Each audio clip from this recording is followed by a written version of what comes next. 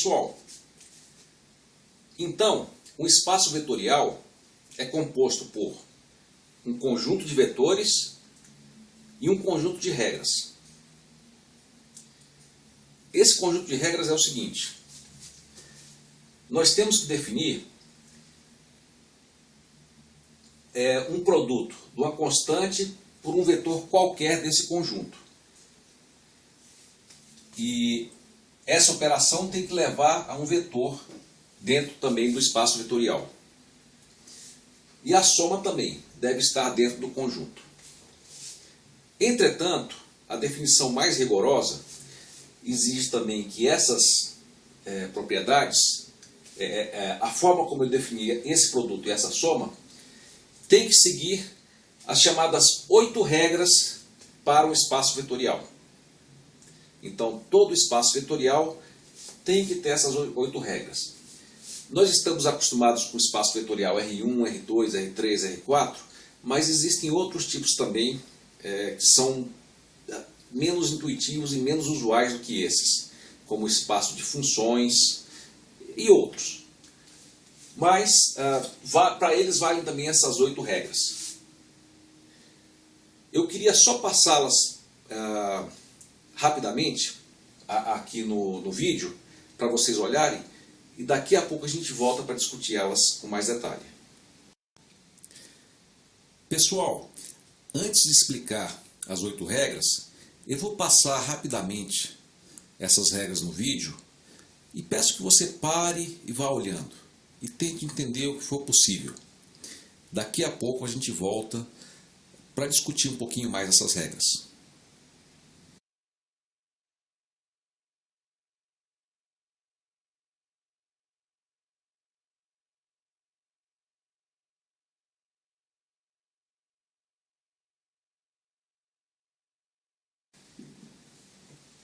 Pessoal, agora eu queria discutir rapidamente as chamadas 8 regras dos espaços vetoriais. Como eu disse antes, aquelas regras de multiplicação por constante e soma têm que satisfazer essas 8 regras para que o espaço seja considerado, para que o conjunto de vetores e regras seja considerado um espaço vetorial. Mas eu não queria perder muito tempo também com isso, porque na verdade só dá para entender isso mais com exercícios. É muito mais fácil entender o que são essas regras para ser um espaço vetorial quando a gente faz o exercício e vê alguns exemplos que não são espaço vetorial. Mas para não quebrar a sequência da explicação, eu vou tentar passar rápido por essas regras para não perdermos muito tempo. Ok? Pessoal, a primeira regra é essa aqui. Se você tem um espaço vetorial, que é o conjunto de vetores que você define como sendo do espaço, então, para quaisquer vetores nesse espaço, se você fizer a soma do vetor x com outro vetor diferente, y, então o resultado vai ser o mesmo que se você fizer na outra ordem. Por exemplo, no espaço R2, se você tiver um vetor qualquer, né, 1, 2, mais outro vetor, menos 3, 4, aqui eu coloquei 2 vetores específicos, né? Vai dar um resultado que vai ser menos 2, 6. Né? Se você inverter a ordem da soma, né, botar primeiro menos 3, 4, mais 1, 2, aí você vai ter menos 2, 6. Tá? Então, nesse caso, se isso sempre acontecer para quaisquer x e y, então essa regra vai ser satisfeita. É um pouco difícil justificar essa regra, porque a gente sempre pensa, poxa, soma é sempre comutativa. Né? E isso aqui ficou um exemplo meio óbvio, porque quando você somar, você vai ter a comutatividade aqui nesses vetores. Entretanto, pessoal, quando a gente fala de espaços vetoriais em matemática, a gente viu que tem uma operação de soma de vetores. E nesse caso, a operação de soma de vetores, a gente definiu como se fosse somar os componentes, né? Somar cada componente do vetor. Mas, na verdade, de uma forma geral, você podia definir soma de um outro espaço vetorial como se fosse uma outra operação, né? Por exemplo, você poderia definir como se fosse a soma.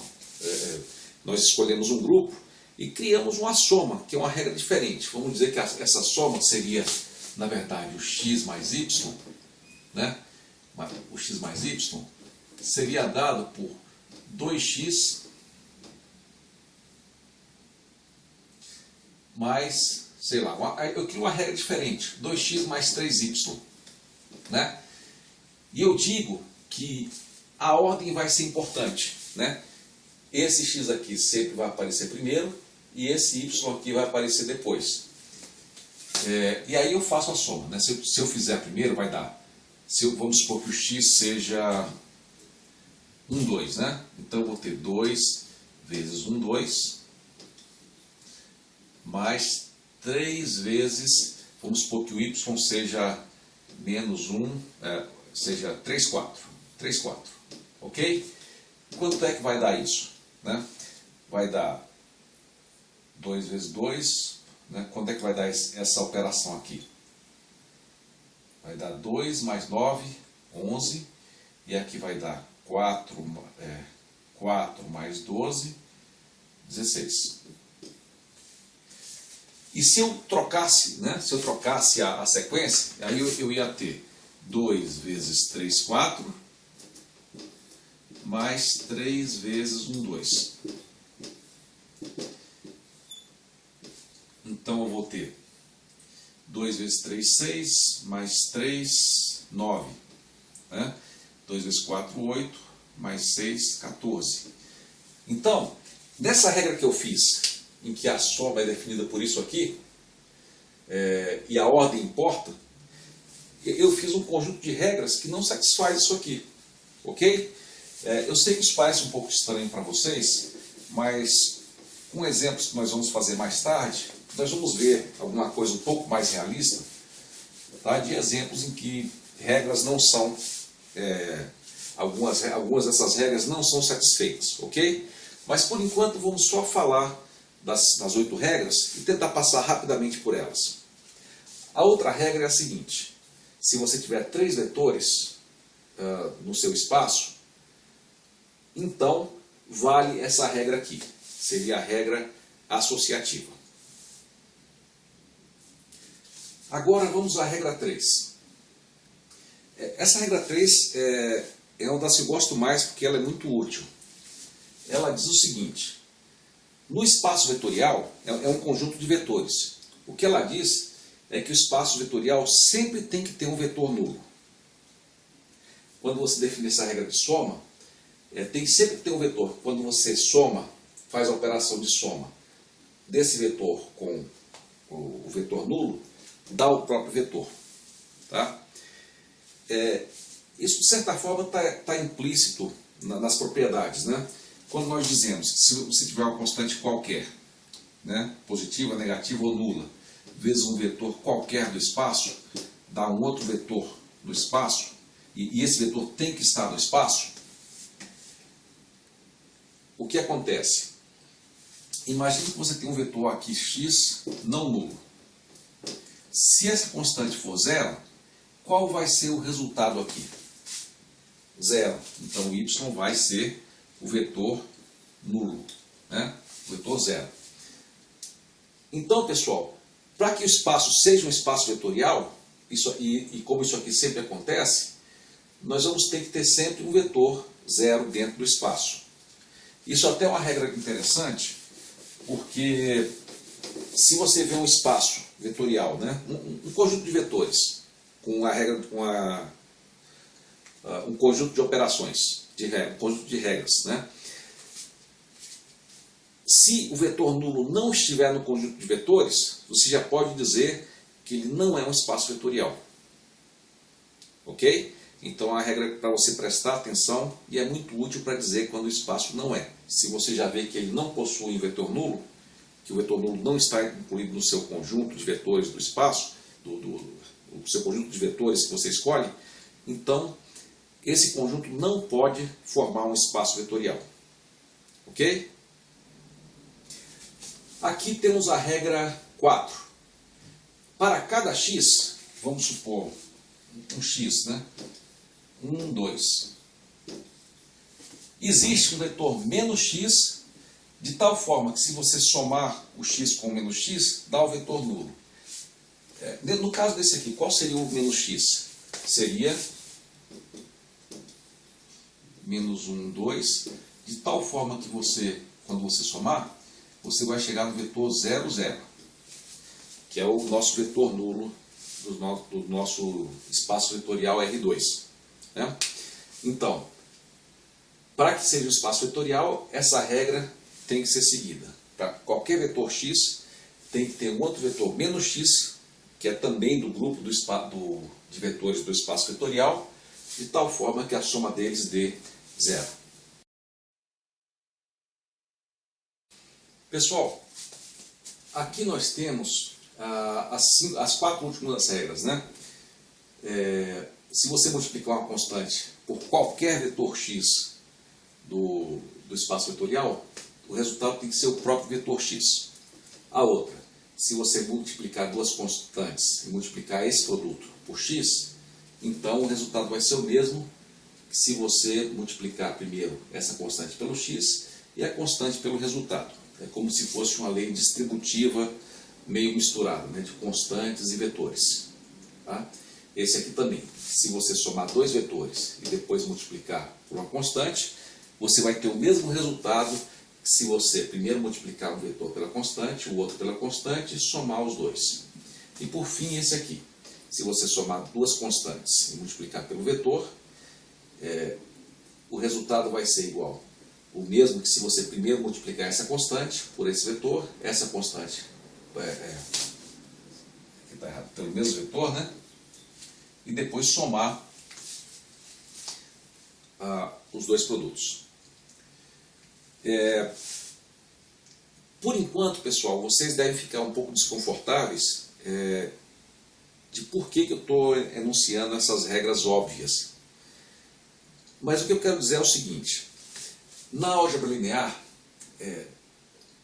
embora a gente tenha criado uma operação de soma, né, que é simplesmente somar os componentes, e de produto, que é simplesmente multiplicar os componentes pelos componentes a constante pelos componentes do vetor, nem sempre é assim. Tá? Nós vamos ver que existem definições que podem ser mais complicadas. O mais pode ser uma operação mais complicada que a soma. O produto por constante pode ser uma operação mais complicada do que essa que a gente viu aqui. Mas, se essas 8 regras forem satisfeitas, embora elas não sejam a soma e a multiplicação usuais que a gente está acostumado, a gente pode usar toda a matemática da álgebra linear para esse sistema. Tá? Eu acho que não adianta explicar muito mais do que isso agora, e na verdade vocês só vão entender isso quando surgirem essas situações. Mas por enquanto guardem isso. Com essas 8 regras, são as regras que você garante que toda a matemática que nós vamos aprender aqui para os espaços vetoriais vão servir para sistemas que satisfazem essas regras. Ok? Mas vamos então deixar isso de lado um pouco, essas 8 regras, vamos só lembrar que elas têm que ser satisfeitas, e vamos continuar então nossa discussão sobre espaços vetoriais. Bom, pessoal, até agora nós só falamos dos espaços tradicionais, R1, R2, R3, são vetores, né? Mas existem muitos outros tipos de espaço. Só para dar alguns exemplos, eu vou apresentar alguns aqui para vocês. Um espaço que às vezes aparece é o espaço M, por exemplo, todas as matrizes 2×2 reais. Então, os vetores, né, os vetores desse espaço seriam qualquer matriz que tenha 4 componentes com números reais. Né? Qualquer componente que tenha números reais. Então, eu tenho uma definição, né, de todos esses componentes. Eu defino as operações de multiplicação, né? Por exemplo, 3, eu defino que a regra de multiplicação é simplesmente você multiplicar o 3 por cada componente. E eu defino que a regra da soma é simplesmente somar se você tiver dois vetores diferentes, né, simplesmente somar os componentes correspondentes. O que é que você tem então? O que você tem que fazer então para mostrar que M é um espaço vetorial? Primeiro você tem que ter os vetores, né, tem que ter essas regras, e você tem que checar aquelas 8 propriedades, sempre. E os exercícios do livro vão pedir para vocês fazerem isso. Tá? E é fácil mostrar que essas propriedades se aplicam para esse conjunto aqui.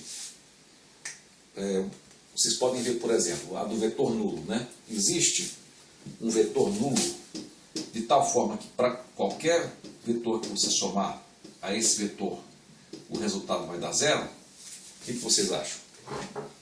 Existe, né? Seria o vetor 0, 0, 0, 0. Ok? Mas eu não vou perder muito tempo com isso. Nos exercícios vocês vão fazer vários exemplos desse tipo. Né? Eu queria perguntar qual vocês acham que seria a dimensão desse espaço. A dimensão geralmente está relacionada com os graus de liberdade que ele tem. Esse aqui você tem 4 elementos independentes. Então a dimensão desse espaço aqui é 4. É um espaço de dimensão 4. Outro exemplo é o vetor nulo. O vetor nulo é simplesmente o vetor 0, 0. Né? Por exemplo, 0, 0, 0, 0, 0. Qualquer vetor nulo. Né? Se você tiver o vetor nulo, por exemplo, de uma matriz de 3 componentes, um vetor de 3 componentes, 0, 0, 0. Né? Se você multiplicar por uma constante, vai dar quanto? 0, 0, 0. Eu tenho essa regra, né? Eu também defino que a soma é feita igual a soma de matriz. Se eu somar o vetor nulo com o vetor nulo, vai dar o quê? O próprio vetor nulo, que está no meu espaço. Então está satisfeita essa regra. E aí você chega a todas aquelas 8 regras dos espaços vetoriais. Ok? E qual seria a dimensão do vetor nulo? Seria a dimensão 0. Né? Não dá para fazer realmente muita coisa com um espaço formado só pelo vetor nulo. Mas ele segue todas as regras, né? Todas as 8 regras, então é um espaço vetorial.